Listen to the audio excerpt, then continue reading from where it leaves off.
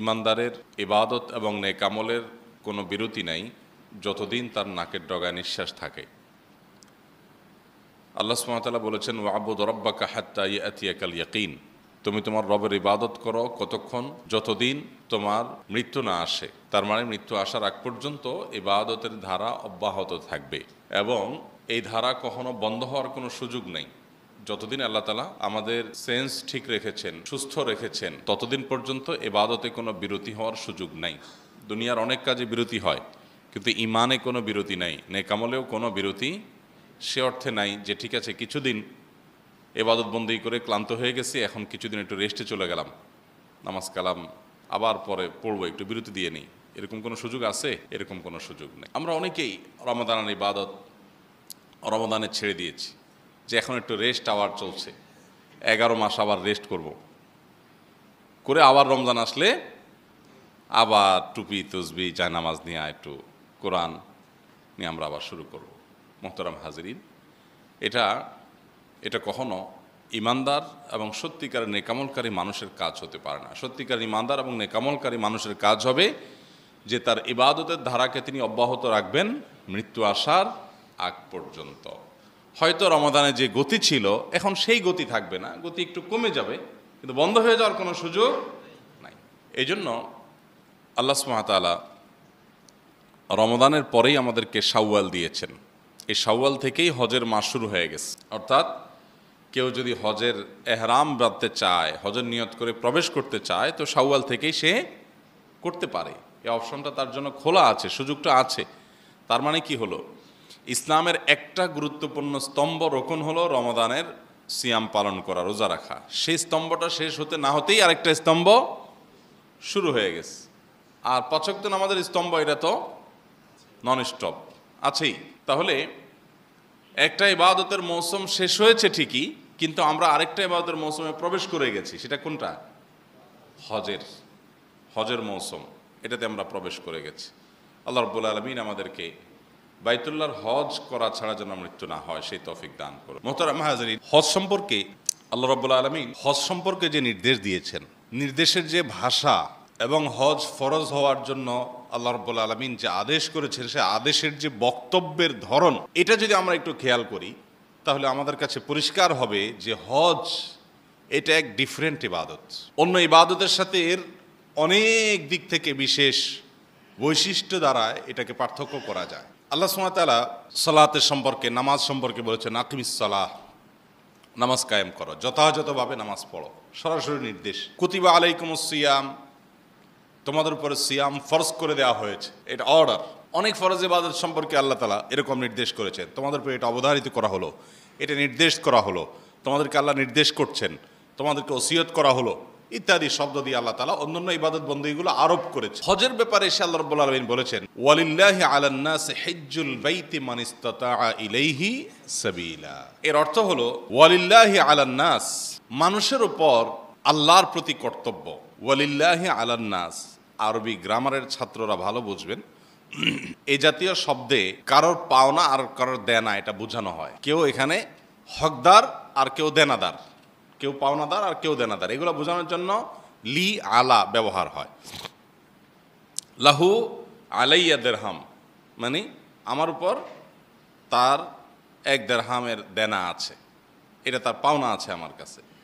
ঠিক একইভাবে আল্লাহ বলছেন, ওয়ালিল্লাহি আলান নাস হিজ্জুল বাইত, মানুষের কাছে আল্লাহর পাওনা, মানুষ আল্লাহর প্রতি মানুষের কর্তব্য। লিল্লাহি আলান নাস, মানুষের উপরে অবশ্য কর্তব্য এবং করণীয়, আল্লাহর অধিকার কি? হিজ্জুল বাইতি মান ইসতাতা ইলাইহি সাবিলা, যদি আর্থিক শারীরিক সঙ্গতি থাকে তাহলে বাইতুল্লাহ গিয়ে হজ করা, এটা হলো মানুষের প্রতি আল্লাহর পাওনা, এটা আল্লাহর প্রতি মানুষের কর্তব্য, করণীয়, তার মানে এটা আল্লাহর অধিকার। একটু লক্ষ্য করেন তো যে কুতিবা আলাইকুমুস সিয়াম অথবা আকিমিস সালাহ অথবা এই জাতীয় যে শব্দ বা বাক্যগুলো আল্লাহ কোরআনে ব্যবহার করেছেন, তোমাদের উপর এটা ফরজ করা হলো, এটা করো, এটা অর্ডার, এটা নির্দেশ, এগুলো সাফ এবং পরিষ্কার নির্দেশনা জারি। আর এই হজের বেলায় এসে আল্লাহ রাব্বুল আলামিন বলছেন যে মানুষের কাছে আল্লাহর পাওনা হয়ে যায়, যদি তার সামর্থ্য থাকে সে যেন হজ করে। এখানে একটা প্রেমময় ইবাদতের ইঙ্গিত পাওয়া যায় হজের মধ্যে, যে এখানে আল্লাহর সাথে বান্দার একটা বিশেষ মোহাব্বত, ভালোবাসা, একটা বিশেষ সম্পর্ক, আল্লাহর নিদর্শনগুলো পরিদর্শন করার মাধ্যমে আল্লাহর প্রতি ঈমান বৃদ্ধি করার এক সুবর্ণ সুযোগ তৈরি হয় হজের মধ্যে। সে বিষয়টি কিন্তু এখান থেকে বোঝা যায়। এই জন্য হজ ইসলামের প্রথম রুকন নয়। কত নম্বর রুকন? ইসলামের যে প্রধান 5টা কাজ, মূল স্তম্ভ 5টা বিষয়, এই 5টা বিষয়ের ভিতরে 5 নম্বর এবং সর্বশেষ হলো কি? হজ। হজ কেন সর্বশেষ? এর অনেক উত্তর আছে। এর একটা উত্তর এটাও যে অন্যগুলো সবার জন্য প্রযোজ্য, হজ সবার জন্য প্রযোজ্য নয়। তবে এই উত্তর এর চাইতে আরও জুৎসই উত্তর হলো, আরও গ্রহণযোগ্য উত্তর হলো যে ইসলামের 4টা স্তম্ভ পরিপালন করার পর মূলত মানুষ হজের যে স্তম্ভ আছে, হজের যে রোকন আছে, এটা আদায় করার জন্য সার্বিকভাবে প্রস্তুত হয়, উপযুক্ত হয়, উপযোগী হয়। একটা মানুষ আল্লাহর প্রতি ঈমান আনে। প্রথম স্তম্ভ শাহাদাতি আল্লাহ ইলাহা ইল্লাল্লাহ ওয়া আন্না মুহাম্মাদান রাসূলুল্লাহ। আল্লাহ ছাড়া সত্যিকারের কোনো মাবুদ নেই, উপাস্য আর কেউ নেই তিনি ছাড়া। আর মুহাম্মদ সাল্লাল্লাহু আলাইহি ওয়াসাল্লাম আল্লাহর রাসূল, এই কথার সাক্ষ্য দেওয়া, মুখ দিয়ে এটার সাক্ষ্য দেওয়া 1 নম্বর স্তম্ভ। এটা যখন মানুষ রপ্ত করে ফেললো, এটা মানুষের মধ্যে বদ্ধমূল হয়ে গেল এবং ইমানদারের লিস্টে, তালিকায় তার নাম ঢুকে গেল, এন্ট্রি হয়ে গেল। এরপর দ্বিতীয় কাজ হবে তার 5 ওয়াক্ত সালাত আদায় করা। দ্বিতীয় রোকন 5 ওয়াক্ত নামাজ। 5 ওয়াক্ত নামাজ যদি কেউ না পড়ে তাহলে ইসলামের রোকনই নেই, খুঁটিই নেই। সে কীভাবে মুসলমান দাবি করতে পারে? ইসলামের খুঁটি। আপনি ইসলামের অনেক কাজ না করলেও মুসলমান থাকতে পারেন, কিন্তু নামাজ না পড়লে নিজেকে মুসলমান দাবি করার নৈতিক কোনো সুযোগই নেই। যদি আমরা অনেকে মনে করি নামাজ কালাম জিন্দিগিতে না পড়লেও কি হয়েছে, নাম তো মুসলমানের ঘরে জন্মগ্রহণ করছে, সবাই মুসলমান জানে, অতএব আমি মুসলমান। তো যাই হোক, ইসলামের দ্বিতীয় স্তম্ভ হলো কি? 5 ওয়াক্ত নামাজ। বুনিয়াল ইসলামু আলা খামস, শাহাদাতি আল্লা ইলাহা ইল্লাল্লাহ ওয়া আন্না মুহাম্মাদুর রাসূলুল্লাহ ওয়া ইকামিস সালাহ, নামাজ কায়েম করা, 5 ওয়াক্ত নামাজ পড়া। এটা হলো ইসলামের দ্বিতীয় রোকন, দ্বিতীয় খুঁটি, দ্বিতীয় স্তম্ভ, পিলার। আর 3 নম্বর কোনটা? সাধারণত আমাদের দেশে আমরা বলতে এভাবে বলি নামাজ রোজা। আমরা বলতে বলি কি? নামাজ রোজা। তার মানে নামাজের পরে রোজার অপশন। আসলে এটা না, হওয়ার কথা কোনটা? নামাজ যাকাত, এরপরে হলো রোজা। কোরআনে আল্লাহ তাআলা কোথাও নামাজ রোজা বলেন নাই। আল্লাহ বলেছেন নামাজ, যাকাত, সালাত, যাকাত। আল্লাযীনা ইউকিমুনাস সালাহ ওয়া ইউতুনাজ যাকাত। আল্লাহ তাআলা যেখানেই বলেছেন নামাজের কথা, সেখানে পাশাপাশি কিসের কথা বলেছেন? তাহলে সালাত কায়েম করে এবং যাকাত আদায় করে, পাশাপাশি আল্লাহ তাআলা উল্লেখ করেছেন। বোঝা গেল শুধু আল্লাহ উল্লেখ করেছেন তা নয়, হাদিসেও নবী করিম সাল্লাল্লাহু আলাইহি ওয়াসাল্লাম ইসলামের 5টা স্তম্ভ বলতে গিয়ে বলেছেন কি? ইকামিস সালাহ ওয়া ইতাইজ যাকাত, সালাত কায়েম করে এবং যাকাত আদায় করে। তাহলে নামাজের পরের খুঁটিটা কি? রোজা না যাকাত? যাকাত। যাকাতরে আমরা ঠেলে 4 নম্বর নিয়ে ফেলাইছি বা 3 নম্বরে নিয়ে ফেলাইছি। আমরা 5 নম্বর নিয়ে ফেলছি। আমরা বলতে বলি নামাজ, রোজা, হজ, যাকাত। চিন্তা করেন, কোরআন যেটাকে 2 নম্বর স্থান দিয়েছে, হাদিস যেটাকে 2য় স্থান দিয়েছে, আমরা সেটাকে কত নম্বর মার্ক দিয়েছি? 5 নম্বর সিরিয়ালে ঠেলে রেখে দিস যে যাকাত লাস্টে থাকো, তুমি তোমার আগে দিয়া হজ থাকো, কারণ হজ করলে নগদ ফিডব্যাক পাওয়া যায়, লাভ আছে, হাজি শব্দ পাওয়া যায়, এটা একটু আগে রাখলাম এবং কোনো ফিডব্যাক কিছুই আসে না, যাকাত, অতএব যাকাতরে রাখো একেবারে শেষে। তো আমরা সেভাবে করছি। আমরা বলতে বলি নামাজ, রোজা, হজ, যাকাত। আসলে হবে কি? নামাজ, যাকাত, রোজা, হজ, নামাজ, যাকাত, রোজা, হজ। গুরুত্বের সিরিয়ালটা এইভাবে হবে। আমরা এটাকে উল্টে ফেলছি, আমাদের সুবিধা অনুযায়ী হয়তো সেট করছি, অথবা কেউ কোনোভাবে এটাকে শুরু করছে, ওইটাই প্রচলিত আমাদের সমাজে আছে। যাই হোক, তো যেটা বলছিলাম যে হজ ইসলামের এরকম একটা গুরুত্বপূর্ণ ইবাদত যে তার আগে আল্লাহ তাআলা 4টা রোকন রেখেছেন, এটাকে 5-এ রেখেছেন কেন সেটা বলছিলাম। যে ঈমান একজন মানুষের মধ্যে বদ্ধমূল হয়ে যাওয়ার পর 5 ওয়াক্ত সালাত তিনি আদায় করছেন, আল্লাহর সাথে সম্পর্ক, আল্লাহর সাথে বিশ্বাস শুধু থাকলো না, বিশ্বাসের পাশাপাশি কর্ম সম্পাদন করলেন, আল্লাহর আনুগত্যে 5 ওয়াক্ত সালাত আদায় করলেন। এরপরে শুধু শারীরিক ইবাদতই করলেন না, আবার আর্থিক ইবাদত, যাকাতও আদায় করলেন, 3 নম্বর রোকন।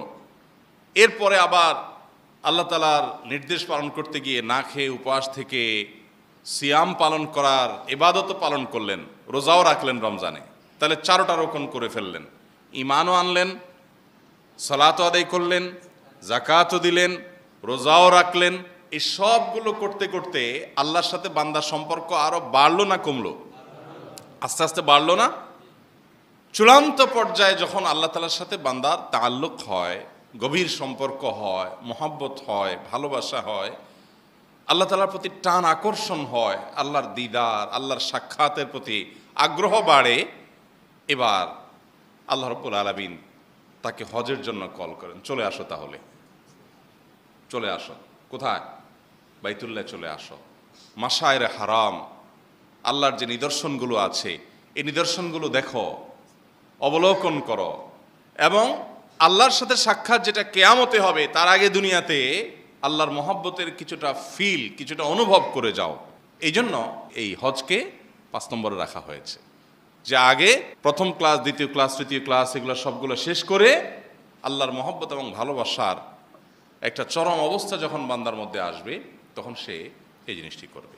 এর মানে এই নয় যে আমরা বলছি যে কারোর হজ ফরজ হলেও তিনি অপেক্ষা করবেন, আগে নামাজি হবেন, এরপরে রোজাদার হবেন, এরপর যাকাত আদায় করবেন, তারপরে 5 নম্বরে হজ করবেন। আমরা ওই সিরিয়াল বুঝাই নেই। শরীয়ত প্রত্যেকটা ইবাদতের জন্য নির্দিষ্ট শর্ত দিয়েছে। এই শর্ত হয়ে গেলে ইবাদতটি আবশ্যক হয়ে যাবে। যেমন ঈমান তো সর্বাবস্থা সবার জন্য আবশ্যক, 5 ওয়াক্ত সালাত সর্বাবস্থা সবার জন্য আবশ্যক, এবং যাকাতটা যদি সঙ্গতি থাকে, যাকাত আরোপ হওয়ার মতো সম্পদ থাকে, তাহলে সেক্ষেত্রে যাকাত আসবে, আর না হলে নাই। রোজা সবার জন্য প্রযোজ্য হবে, আর হজ ফরজ হওয়ার মতো সঙ্গতি থাকলে তখন ফরজ হয়ে যাবে।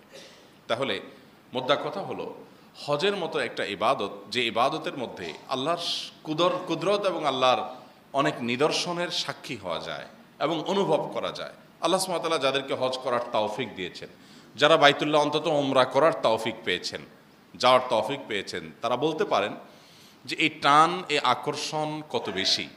এখানে অলৌকিক একটা আকর্ষণ আছে, অবর্ণনীয় একটা তৃপ্তি আছে, যেটা পৃথিবীতে মানুষ কোনোদিন ব্যক্ত করতে পারে না।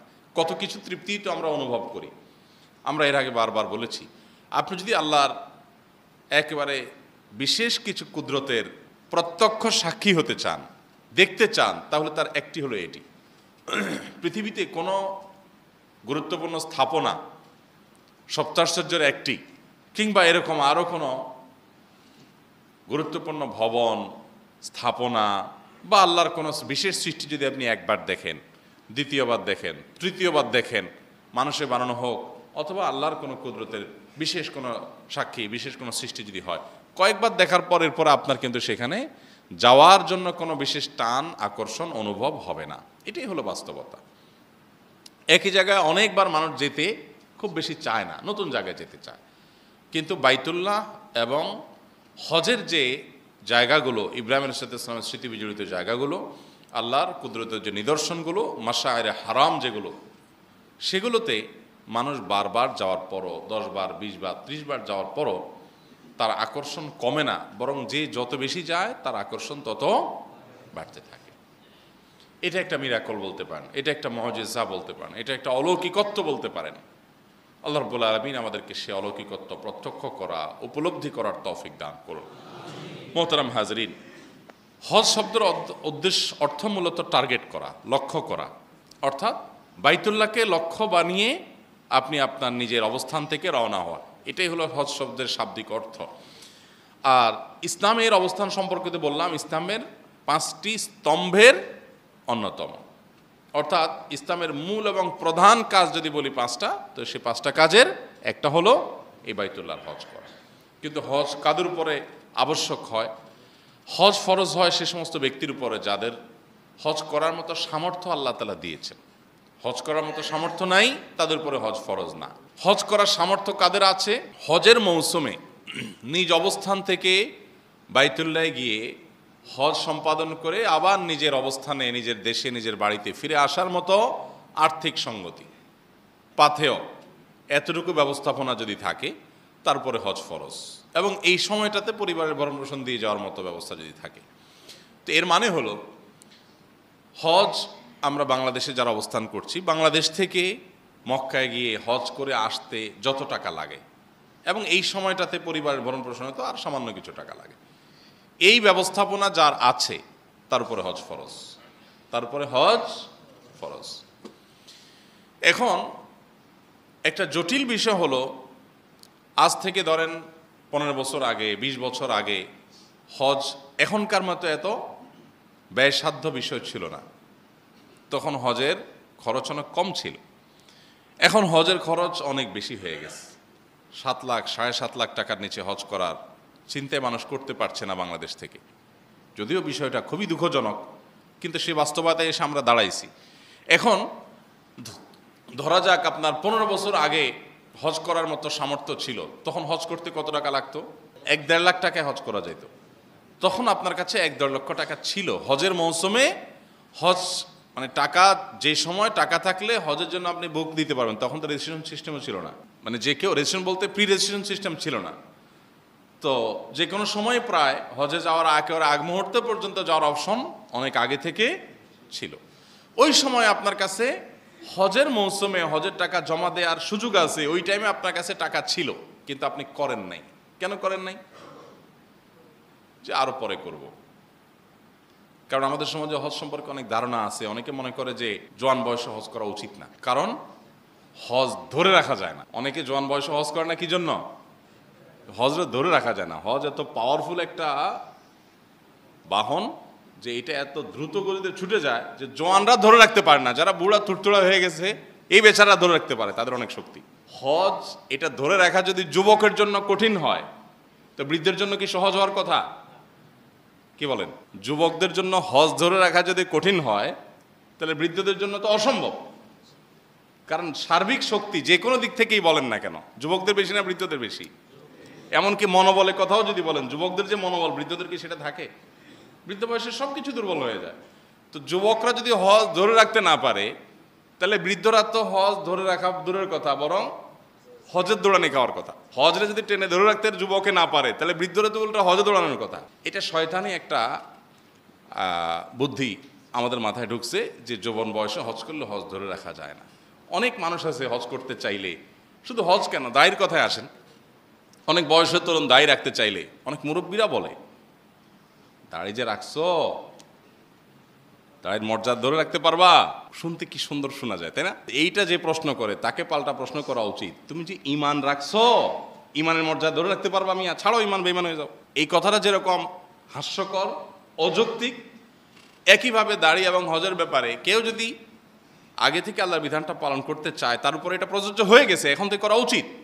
আপনি তখন তাকে বললেন না, এটা মর্যাদা ধরে রাখতে না পারলে এটা করা উচিত না। তো এটা হলো অতিভক্তি চোরের লক্ষণ। নিজে তো করবেই না, আরেকজন করলে নিজের উপরে প্রেশার আসবে। এখন ফতোয়া বাইর করছে কি, যে এত অল্প বয়সে হজ করে ফেললে হজ ধরে রাখা যায় না। আমরা অনেকে মনে করি জওয়ান বয়সে হজ করে ফেললে আমার এখনো সারা জীবন বাকি, কত আকাম কুকাম রয়েছে এখনো, 2 নম্বর পথে কামাই করে বড়লোক হয়ে বুড়া বয়সে এসে হাজি সাহেব সেজে যাব। এটি তো আমাদের কালচার, এইতে আমাদের প্র্যাকটিস আমাদের সমাজের। তো আমি সেটাই তো করব। এখনই যদি হজ করে ফেলি তাহলে তো আর আকাম করতে পারবো না। আমি বলতে চাই, কে আপনাকে ফতোয়া দিছে? কোন আলেম আপনাকে ফতোয়া দিছে যে হজ করলে আর আকাম করা যায় না? কে বলছে? কোথায় পাইছেন যে হজ করলে আকাম করা যায় না? আমি কোথাও পাইনি যে হজ করলে আর কোনো আকাম করা যায় না। কে বলছে? তার মানে হজ করলেও আকাম করা যায় না, হজ না করলেও আকাম করা যায় না। এর মানে এই না যে তাহলে হজ করলেও আকাম করা যায়, ব্যাপারটা সেটা না। ব্যাপারটা হলো কি, যে অপকর্ম, গুনাহের কাজ, পাপের কাজ, সেটা হজ করলেও করা যায় না, হজ না করলেও। এখন হজ থেকে আমাদেরকে শয়তান বিরত রাখার জন্য এই বুদ্ধি দিছে। অনেক বয়সে 30, 35, 40 বছরের ভাইরা আছেন যাদের আলহামদুলিল্লাহ শারীরিক সক্ষমতা আছে, আর্থিক সঙ্গতি আছে, কিন্তু হজ করে না। অনেকে আবার বলে যে আগে বাপ মারে হজ করাও, তারপর নিজে হজ করো। এগুলো সবগুলোর নেক্সুরতে ধোকা, শয়তানের সমস্ত বুদ্ধি মাথায় দেয়। এবং অনেক বাপমাও আছে, জওয়ান বয়সের ছেলে হজ করলে মাইন্ড করে, বলে যে ছেলে কত বড় বেয়াদব দেখছো, বাপের আগে হজ করে। হজ পেটের ক্ষুধা, আপনার লাগছে অনেক ক্ষুধা, আপনার বাবার পেটে কোনো ক্ষুধা নেই। এখন ক্ষুধা না লাগলে কি হয়েছে, বুড়ারে ধরে আপনি জোর করে আগে খাওয়াবেন, কারণ বাপের আগে খাওয়ানো বেয়াদবি হয়ে যাবে না? তো এইটা যেরকম হাস্যকর, বাপের আগে হজ করলে বেয়াদবি হবে বলাটাও সেরকম হাস্যকর। বাবার হজ করার মতো আর্থিক সঙ্গতি নাই, তাহলে ওনার উপরে হজ ফরজ না। আমাকে আল্লাহ তাআলা সঙ্গতি দিয়েছেন, আমার উপরে ফরজ, তাহলে আমাকে করতে হবে। বাবাকে করে আমাকে করতে হবে, এটা ভুল। হ্যাঁ, যদি আল্লাহ তাআলা আর্থিক সঙ্গতি দেয় যে আমি যাওয়ার সময় বাবাকেও সাথে নিয়ে যাবো, আলহামদুলিল্লাহ, সেটা হলো সবচেয়ে ভালো। সেই তৌফিক থাকলে সেটা সবচেয়ে ভালো এবং সেটা করা উচিত যদি সুযোগ থাকে। কিন্তু না, আব্বা আপনি হজ করেন আগে, আম্মা আপনি হজ করেন আগে, আরে আপনাদের আগে হজ করেন। দেখতে কি সুন্দর শোনা যায়, দেখা যায়, তাই না? শুনতে কি সুন্দর শোনা যায় যে আপনাদেরকে আগে হজ করাবে। মেয়ের হজটা তো অর্থের সাথে, শারীরিক সক্ষমতার সাথে সম্পর্ক। অতএব এখানে রেসপেক্টের ব্যাপার নাই। অনেক কাজে আমরা এরকম রেসপেক্ট করি। নামাজের যখন কাতার হয়, খেয়াল করেন অনেক সময় সামনের কাতার ফাঁকা আছে, তারপরে মুরব্বিরে ঠেলে। যুবকরা অনেক দেখবেন যে চাচা আপনি যান। রাসূল আকরাম সাল্লাল্লাহু আলাইহি ওয়াসাল্লাম বলেছেন, সামনের কাতারে নামাজ পড়ার কি মর্যাদা, এটার কারণে সওয়াবের পরিমাণ কি পরিমাণ হয়, বেশি হয়। এটা যদি মানুষ জানতো তাহলে সামনের কাতারের সিটগুলো লটারি করে বরাদ্দ করা লাগতো, কারণ এটা মারামারি হওয়ার মতো অবস্থা হয়ে যেত। মানুষ যদি বুঝতো যে এটার কি মর্ম, সামনের কাতারে দাঁড়ানোর কি মর্যাদা, এটা যদি জানতো, তাহলে এইভাবে মসজিদ কর্তৃপক্ষ বিষয়টাকে নিয়ন্ত্রণ করতে হতো যে লটারি করে দেওয়া হবে, কারণ সবাই হুমড়ি খেয়ে মারামারি করে যেত। আর আমাদের অবস্থা কি, সামনের কাতার ফাঁকা পড়েছে, তারপরে ভালো ভাই আপনি যান, ভাই আমার দরকার নাই ভাই। অনেক সময় মুরব্বীদের প্রতি রেসপেক্ট দেখে আমরা বলি মুরব্বী আপনি যান। আমি বলি, যদি 1000 টাকার একটা বান্ডেল রাখা হয় এখানে, 1 লক্ষ টাকা আছে ওখানে, একটা বান্ডেল রাখা হয় এখানে, এবং বলা হয় যে এসে নিতে পারে তার। এখানে আপনার পাশে একজন মুরব্বী আছে, মুরব্বী দূরের কথা আপনার বাপ আছে, আপনি কি করবেন? যে আব্বা আপনি যান, এটা বলবেন? ধুম করে গিয়ে খপ করে ধরে এনে এরপরে বাপের দরকারে 10-20টা দিয়ে দিলাম, আগে নিজে নিয়ে নিব বান্ডেলটা, ঠিক কিনা বলেন? তো দুনিয়াটা তো আমরা খুব ভালো বুঝি মাশাআল্লাহ। দিনের বেলা আসলে আমরা একেবারে বাবু বাবু খেলি, বাবু বাবু সেজে যাই, তাই না? যে চাচা আপনি যান, থাক। আরে বাবা, জান্নাতে যাওয়ার দৌড়ে আপনি চাচারে আগায় দিচ্ছেন, বান্ডেলের দৌড়ে তো আগায় দেন না। তাহলে বোঝা গেল এগুলো সবগুলো শয়তান আমাদেরকে নেক কাজ থেকে দূরে রাখার জন্য এই সমস্ত আইডিয়াগুলো মাথায় দেয়। হজ ফরজ হয়ে গেছে, আমি হজ করব, কোনো কজ চলবে না। একসময় আমরা ছোটবেলায় শুনতাম যে ছেলে মেয়ে বিয়ের উপযুক্ত থাকলে হজ করা যায় না, তাদেরকে বিয়ে দেওয়া ছাড়া হজ করা যায় না। এগুলো কোনোটার সাথে আসলে হজের কোনো সম্পর্ক, তাদের আল্লাহ যখন নসিবে রাখবেন তখন বিয়ে হবে। আপনি এখন মরে গেলে কি হবে, তাদের বিয়ে হবে না? সবই হবে। মোহতারাম হাজিরিন, এই জন্য যাদের শক্তি সামর্থ্য আল্লাহ তাআলা দিয়েছেন আগে থেকে, তারা আগে থেকে হজ করবো তো ইনশাআল্লাহ, আগে থেকে হজ করার চেষ্টা করব। বাংলাদেশ, ভারত, পাকিস্তানের হাজিদেরকেই দেখা যায় সবচেয়ে বৃদ্ধ যারা হজ করতে যান, আল্লাহ নিয়েছেন যাদেরকে, তারা জানেন বৃদ্ধ হাজি মানেই হলো বাংলাদেশি অথবা ইন্ডিয়ান, বেশিরভাগই এই দুই দেশে। বৃদ্ধ হাজি মানেই হলো বাঙালি অথবা ইন্ডিয়ান। আর পৃথিবীর অন্যান্য দেশ থেকে আপনি দেখবেন বেশিরভাগ মানুষই জোয়ান বয়সে হজ করতে আসে। ইন্দোনেশিয়ানদেরকে দেখবেন, মালয়েশিয়ানদেরকে দেখবেন, জোয়ান বয়সে হজ করতে আসে। মালয়েশিয়া, ইন্দোনেশিয়ার কালচার তো এরকম যে বিয়ের উপযুক্ত হওয়া এটা অনেকটা হজের উপর নির্ভরশীল। ছেলে হজ না করলে বিয়ে দেয় না। আর আমার দেশে যদি বিয়ের পাত্র দেখতে গেলে বলে পাত্র হজ করছে, বলবে হায় হায় হাজি সাহেব হয়ে গেছে, তাহলে তো বুড়া, এই পাত্র তো ডিসকোয়ালিফাইড এমনিতেই, কারণ হজ করে ফেলছে। যদি বায়োডাটা আদান প্রদান বয়স লেখা না থাকে, যদি বলা হয় হাজি সাহেব, আমাদের সমাজে তো হজ করলে হাজি সাহেব বলা একটা ট্র্যাডিশন চালিয়ে আছে। এখন ধরুন বিয়ের কথাবার্তা চলতেছে, ছেলের বয়স টয়স নেই, এখন এত আলাপ সালাপ হয় নাই। যদি মনে করেন ঘটক ছেলেকে ডাক দেয় মেয়ে পক্ষের সামনে, হাজি সাহেব এদিকে আসেন, তখন পরিস্থিতিটা কি দাঁড়াবে বলেন? মেয়ের বাপ ভাই 14 গোষ্ঠী পালাবে না? হ্যাঁ সর্বনাশ, ঘটক করে বলে কি, হাজি সাহেবরে ডাকতেছি, বুড়া দেখে মেয়ে দিব নাকি? তার মানে জওয়ান বয়সে হজ করতে পারে, এটা আমাদের সমাজে কনসেপ্টটাই নেই। হাজি সাহেব বললেই আমাদের স্মৃতিতে ভেসে ওঠে একজন বৃদ্ধ মানুষ, বয়স্ক মানুষ, দাড়ি পাকা। হাজি শব্দ শুনলে আমাদের স্মৃতিতে এটা ভেসে, যুবক হাজি এটা আমাদের স্মৃতিতে ভেসে ওঠে না। মানে সমস্যাটা কত গভীরে গেছে দেখেন। এবং এই বৃদ্ধ বয়সে হজ, এটাকে আসলে করা সম্ভব খুব বেশি? অনেক কষ্টসাধ্য। হজকে নবী করিম সাল্লাল্লাহু আলাইহি সাল্লাম জেহাদের সাথে তুলনা করেছেন, মানে এটা যুদ্ধের মতো বিরাট বড় সংগ্রাম। আমাদের মতো জওয়ানরা হজ করতে গিয়ে কাত হয়ে যেতে হয়, জিহ্বা বের হওয়ার উপক্রম। আরাফাত থেকে আপনার 9 তারিখে অবস্থান করে হেঁটে এসে মুজদালেফা প্রায়, বাসে আসলেও বাসে অল্প একটু এসে এরপরে বাকিটা হাঁটাই লাগে। এরপর ওখান থেকে আর হাঁটা ছাড়া তেমন কোনো উপায় নাই, হাঁটতে হাঁটতে জামারাত, ওখান থেকেও মক্কা পর্যন্ত প্রায় হাঁটতে হাঁটতে আসো, 15 কিলোমিটার, 20 কিলোমিটার, 25 কিলোমিটার পর প্রায় হাঁটা লাগে, উপায় নেই। তো এখন একজন বৃদ্ধ মানুষের জন্য বিষয়গুলো খুব সহজ, মোটেই সহজ না। আমি অনেক বছর আগের কথা, সৌদি আরবে যখন ছিলাম আমি, হজের সময় মনে আছে, মুজদালেফা থেকে রাত্রি যাপন করে একদম আর্লি মর্নিং বের হয়েছি জামারাতে পাথর মারতে, পায়ে হেঁটে যাচ্ছে। তো একটা একদম পাহাড়ের কোল ঘেঁষে রাস্তার পাশে দেখলাম একজন বৃদ্ধ মানুষ শুয়ে আছে, এহরামের কাপড় টাপড় পেঁচানো। এত আর্লি মর্নিং একজন বৃদ্ধ মানুষ, আমি যুবক, সবার আগে আমরা আসার চেষ্টা করছি, এই বৃদ্ধ মানুষ তো মুরব্বী, তো আমার আগে আসার কথা না, কিন্তু এসে দেখি ঘুম রীতিমতো। কেমনে কি? মুজদালিফা রাত্রি যাপন করা তো জরুরি, আবশ্যক, সেটা না করলে তো তার হজ নিয়ে টানাটানি দেখা দিবে, হজই হবে না। তাহলে এই লোকটা এখানে শুয়ে আছে এইভাবে আরামসে, ঘুমের হাবভাব দেখে মনে হচ্ছে যে লম্বা ঘুম, সারা রাত এখানেই ছিল, তাহলে মুজদালিফা রাত্রি যাপন কখন করলো? আবার দেখি বাংলাদেশে পতাকা আছে, তো বুঝলাম যে আমার দেশি, আর বৃদ্ধ হলে তো বাংলাদেশে অটোমেটিক, ওটা তো আছেই। পাশাপাশি আবার পতাকা আমার দেশের আছে। তো ডেকে বললাম, বাবাজি আপনি এখানে কত সময় ধরে আছেন? হাবভাবে তো মনে হয় লম্বা ঘুম দিয়েছেন, আপনি মুজদালিফা যান নাই, আরাফাত যান নাই কালকে? না বাবা, আমি তো এখানে আছি। তাই আমি বললাম, এখানে আছেন মানে? হয়তো আরাফাত গেছে, বুঝে নাই, অথবা যায় নাই। তাই আমি বললাম, আরাফাত না গেলে তো হজই হবে না বাবা, আরাফাত অবস্থানটাই তো হজ, আপনি এখানে শুয়ে থাকলে কি হজ হবে?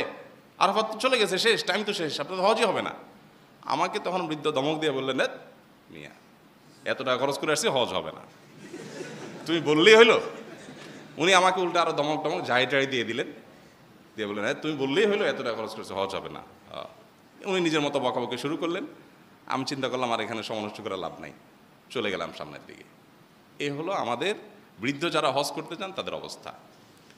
নিজের হজ তো 12টা বাজে, বাকিদের হজের 12টা বাজান অনেকে। ওই যে বেচারার সাথে হজে যায় তার তো অবস্থা খারাপ, কারণ উনি দিনের ভিতরে 3 বার হারান। বাবা সব চারদিকে একরকম, কোথায় আছি এখন যাই না, হোটেল কোথায় খুঁজে পাচ্ছি না, তো এরকম পেরেশানি হয়। এই জন্য বৃদ্ধ বয়স নয়, হজের জন্য উপযুক্ত বয়স হলো যৌবন বয়স, মধ্য বয়স, শরীরের শক্তি সামর্থ্য থাকতে। আল্লাহ তাআলা আমাদেরকে হজ করার তৌফিক দান করে সময় অনুযায়ী। বাইরে আমার, তো আমরা বলছিলাম কার উপর হজ ফরজ, সেখান থেকে এখানে আসছে যে যাদের হজ করার মতো আর্থিক সঙ্গতি আছে, শারীরিক সামর্থ্য আছে, তাদের উপর হজ ফরজ। এখন বলছিলাম যে আজ থেকে 15 বছর আগে, 10 বছর আগে, 20 বছর আগে যখন হজ অনেক অল্প টাকায় করা যেত, আপনি তখন হজ করতে পারতেন, কিন্তু হজ করেন নাই। কেন করেন নাই? যে আস্তে ধীরে পরে করবো, রিল্যাক্স মোডে। এই আস্তে ধীরে পরে করবো করতে করতে, অপেক্ষা করতে করতে এখন 7.5 লাখ টাকা এসে ঠেকছে। এখন 7.5 লাখ টাকা তো আপনার কাছে নাই। এবার কি হবে? এই ব্যক্তির উপরে হজ ফরজ না ফরজ না? ফরজ কিভাবে? এখন তার তো টাকাই নেই, ফরজ হয়ে গেছে, এখন তাকে হজ করতেই হবে। কিভাবে করবে সে জানে না, করলে সে গুনাহগার হবে। কত জটিল ব্যাপার। এই জন্য ভাইরা আমার, যারা 2, 4, 5 বছর আগেও, করোনার ঠিক আগেও হজ করার সামর্থ্য ছিল, সুযোগ ছিল, 3 লাখ, 3.5 লাখ বা আরো কম বেশিতে হজ করা যেত, তারা অনেকে করছি করে করলেন না। এখন সে 7.5 লাখ, 8 লাখে ঠেকছে। সামনে আরো কি হবে, আদৌ টাকা হইলেই করা যাবে কিনা, সেটা একটা জটিল বিষয়। এখন তো প্রি রেজিস্ট্রেশনের বিষয়, 1 বছর করলে 2 বছর পর সিরিয়াল আসে, 1 বছর পর সিরিয়াল আসে, কত জটিল। এই জন্য নবী করিম সাল্লাল্লাহু আলাইহি ওয়াসাল্লাম বলেছেন, যাদের উপর হজ ফরজ হয়েছে তারা দ্রুততার সাথে, বিলম্ব না করে সাথে সাথে হজটাকে আগে করা উচিত। আমরা করি কি, যে টাকা পয়সা হলে জমি কিনবো, বাড়ি করব, গাড়ি করব, অ্যাসেট করব, ব্যবসা বাণিজ্য দাঁড় করাবো, সব ঠিকঠাক হয়ে যাবে, সব সেটিং ফিটিং হবে, এরপরে অতিরিক্ত যেটা থাকবে উদ্বৃত্ত, ওইটা দিয়ে গোছায় সেটা হজ করে। তো এটা হজের প্রতি অবিচার ভাইরা, এটা হজের প্রতি অবিচার। আল্লাহ তাআলা আমাদেরকে যাদের সামর্থ্য দিয়েছেন, সামর্থ্য হওয়ার সঙ্গে সঙ্গে আগে হজটা করার তৌফিক দান করুন। আমি চেষ্টা করেছি শুরু থেকেই এই আমলটা বিভিন্ন জায়গায় বিভিন্নভাবে আমাদের ভাইদেরকে বোঝানোর জন্য, যে দেরি করা হজের ক্ষেত্রে এটা জীবনের সবচেয়ে বড় ভুলগুলোর একটা। দেরি করবেন না। অনেকে সরকারি যারা চাকরি করেন, রিটায়ারমেন্টে যেয়ে তারপরে হজে যাবেন চিন্তা করেন। আপনার যদি টাকা জমে যায়, আপনি টাকা জমায় যদি বাড়ি করতে পারেন, টাকা জমাতে গাড়ি করতে পারেন, অন্য সব করতে, হজ করতে পারেন না। এখন তো সেটা অনেক কঠিন হয়ে যাচ্ছে, সামনে আরো কঠিন হয়ে যাবে। অতএব বিলম্ব করা উচিত না। যদি বিলম্ব করেন তাহলে সেই ক্ষেত্রে যত টাকাই হজের খরচ হোক না কেন, আপনাকে হজ করতেই হবে, কারণ আপনার পর আগে কি হয়ে গেছিল, হজ ফরজ হয়ে গিয়েছিল। আল্লাহ আমাদেরকে আগে ভাগে হজ করার তৌফিক দান করুন। মেয়েদের হজ ফরজ হওয়ার জন্য শর্ত হলো তাদের নিজেদের হজ করতে যা খরচ লাগে সেটার পাশাপাশি সাথে একজন মাহরাম নিয়ে তাকেও হজ করানোর মতো টাকা থাকতে হবে, অর্থাৎ ডাবল টাকা থাকতে হবে, তাহলে মেয়েদের উপরে হজ ফরজ হবে। এখন যদি কারোর ডাবল টাকা না থাকে কিন্তু তার বাবা যাচ্ছেন, ভাই যাচ্ছেন, কোনো মাহরাম যাচ্ছেন, তার সাথে তিনি অ্যাড হয়ে গেলেন, ওকে, তার হজ আদায় হয়ে যাবে, কিন্তু শরীয়ত তার উপর হজ ফরজ করে নাই। হজ ফরজ করেছে তখন যখন তার কাছে দুইজনের হজ করার মতো আর্থিক সঙ্গতি থাকবে। এখন ছেলেদের হজ ফরজ হওয়ার জন্য যদি লাগে কথার কথা এখনকার বাজার অনুযায়ী 7 লাখ টাকা, আর মেয়েদের হজ করতে কত লাগবে? তাহলে শরীয়ত মেয়েদের হজটা তুলনামূলকভাবে ছেলেদের চাইতে অনেক কঠিন করেছে। অর্থাৎ ছেলেদের সামান্য টাকা হলেই হজ করতে হবে, এটা তাদের উপরে আবশ্যক, কিন্তু মেয়েদের জন্য সেটা না, তাদের অনেকগুলো টাকা হলে তখন যা হজ ফরজ হবে। তার মানে তাদের জন্য হজ ছেলেদের মতো এরকম ম্যান্ডেটরি করা হয়নি, কারণ মেয়েদের হজটা আমাদের মতো এত সহজ না, এত বড় হ্যাসেল তারা একা একা নিতে পারেন না, তাদের সাথে মাহরাম থাকতে হয় এবং পুরুষ গাইড হিসাবে থাকতে হয়, গার্ড হিসাবে থাকতে হয়। আমরা এর আগে বিভিন্ন সময় বলার চেষ্টা করছি, মেয়েদের সাথে যে পুরুষদেরকে সফরের দূরত্বে যাওয়ার সময় থাকাটা শরীয়ত আবশ্যক করেছে, এটা হলো মেয়েদের সম্মানার্থে, তাদের নিরাপত্তার জন্য, তাদের গার্ড হিসাবে, সেবক এবং সহযোগী হিসাবে। সফরের দূরত্বে কোনো নারী যখন যাবে তখন তার সাথে একজন পুরুষ মাহরাম থাকতেই হবে, এটা ম্যান্ডেটরি। লা তুসাফিরুল মারআতু ইল্লা মা আযি মাহরামিন, নবী সাল্লাল্লাহু আলাইহি সাল্লাম বলেছেন কোনো মহিলা সফর করতে পারবে না মাহরাম পুরুষ ছাড়া। কেন? মাহরাম পুরুষ ছাড়া মহিলা সফর করতে পারবে না। তার দূরত্বে, সফরের দূরত্বে যেতে হলে, ধারে কাছে গেলে ভিন্ন কথা, সফরের দূরত্বে যেতে হলে অবশ্যই তার সাথে মাহরাম পুরুষ থাকতে হবে। কেন? এটা কি মহিলাদের উপরে অযাচিত কোনো শর্ত আরোপ করার জন্য? এটা তাদের সম্মানার্থে যে একজন নারী তিনি সফরের দূরত্বে গেলে যে কোনো পরিস্থিতিতে তার মানে কোনো বিশেষ প্রয়োজন থাকতে পারে, যেখানে তাকে ধরা লাগতে পারে, একটা অ্যাক্সিডেন্ট হতে পারে, দুর্ঘটনা হতে পারে, অপ্রীতিকর কিছু হতে পারে, তখন তার নিজস্ব একজন পুরুষ সাথে থাকবে, এটা তার সহায়ক, তার গার্ডের মতো করে, অতএব এটা তার জন্য অসম্মানের না। হজের ক্ষেত্রে একই কথা প্রযোজ্য। এবং বদলি হজ আমরা অনেকে করায় থাকি। বদলি হজ কে করতে পারে? যে নিজের হজ আগে করে ফেলেছে সে বদলি হজ করতে পারে। আমি আমার নিজের জীবনে হজ করা যে ফরজ, হজ করার মানে শারীরিক সামর্থ্য আছে, এখন আমি হজ করতে পারি নাই, তাহলে আমি আপনার বদলি হজ করার ক্ষমতা আমার নাই। আমার নিজের হজটা আমি করে ফেলেছি, আলহামদুলিল্লাহ, এবার আমি চাইলে আপনার পক্ষ থেকে বদলি হজ করতে পারবো। অনেকে এটা না বোঝার কারণে দেখা যায় বাবার পক্ষ থেকে বদলি হজ ছেলে করতে গেছে, ছেলে নিজের হজ করে নাই, তাহলে এই বদলি হজ আদায় হবে না।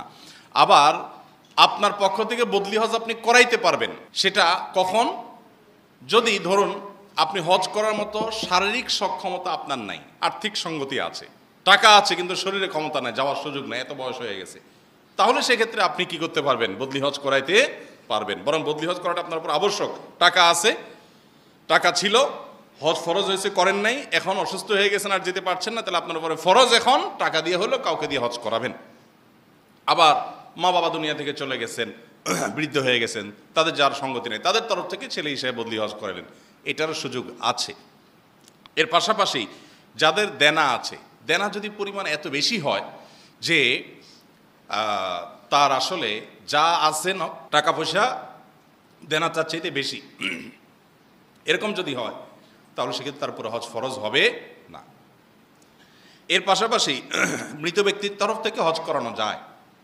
হজ এমন একটা ইবাদত যে হজ আমরা এটা জীবিতের পক্ষ থেকে যেরকম হয় মৃত ব্যক্তির তরফ থেকেও হতে পারে, এটা করা যেতে পারে। আর হজ মাবরুর কিভাবে হতে পারে এটা নিয়ে আমরা ইনশাআল্লাহ আরেক জুমা আলোচনা করবো, যেহেতু আজকে আর সময় নেই। কারণ আমরা এবছর যারা যাচ্ছি তো আলহামদুলিল্লাহ, যারা পরবর্তী বছরগুলোতে যাব তাদেরও এগুলো আগে থেকে জানা থাকা দরকার। আমরা বিশেষ করে বাংলাদেশ থেকে যারা হজ করতে যান, তাদের ইন্ডিয়ান হাজি যারা আছে তাদেরও এরকম মিসকিনে আর এরকম মানে দুর্দশাগ্রস্ত হাজি দুনিয়ার অন্য কোনো দেশে হাজিদেরকে দেখা যায় না। এর অন্যতম কারণ হলো হজটা ভালো করে না বুঝে আমরা মানে চট করে টাকা হলে আমরা চলে যাই।